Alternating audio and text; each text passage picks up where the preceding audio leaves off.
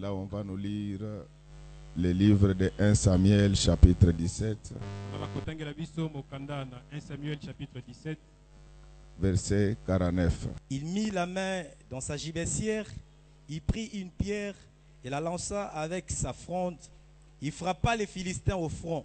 Et la pierre s'enfonça dans le front du Philistin qui tomba le visage contre terre. Amen. Amen. Nous pouvons acclamer très fort le roi des rois. Ce matin, nous allons parler de la fronde de David. La fronde, la lance-pierre.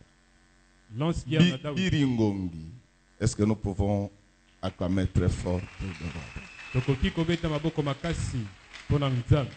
Maintenant, je cherche à expliquer ce qu'était la lance-pierre de David.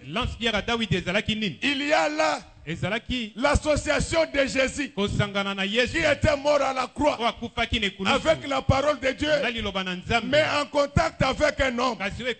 C'était l'image de la divinité de Dieu qui devait habiter dans l'homme selon le cœur de l'Éternel.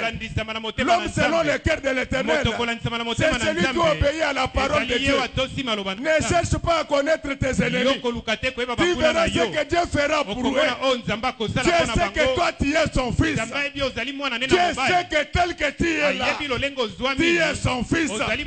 Tu es connecté à la croix par les deux fils anélastiques qui sont l'image de l'Ancien et du Nouveau Testament. Quand la parole de Dieu entre dans un homme, cet homme n'est plus un homme ordinaire. Il devient Dieu. C'est ainsi que Jésus, après avoir prêché, il a déclaré: je dis donc, vous êtes des dieux.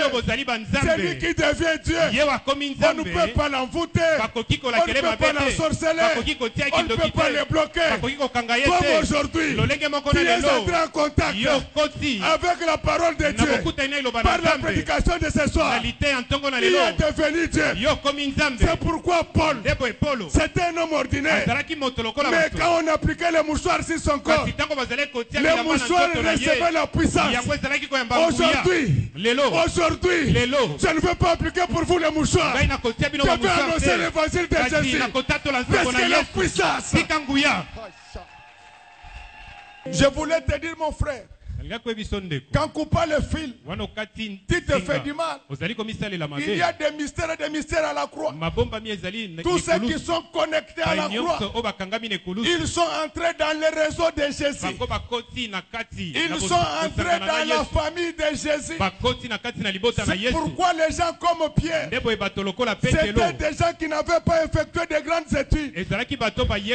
Mais à cause de la connexion à la croix, par les deux fils élastiques, la peau de Pierre avait changé. C'est ainsi que quand il passait, l'ombre de Pierre guérissait les malades. Ce matin, je ne veux pas invoquer l'ombre de Pierre, parce que l'ange avait dit à Marie que l'ombre du Très-Haut découvrira. Laisse que l'ombre du Très-Haut vous couvre ce matin au nom du Seigneur Jésus.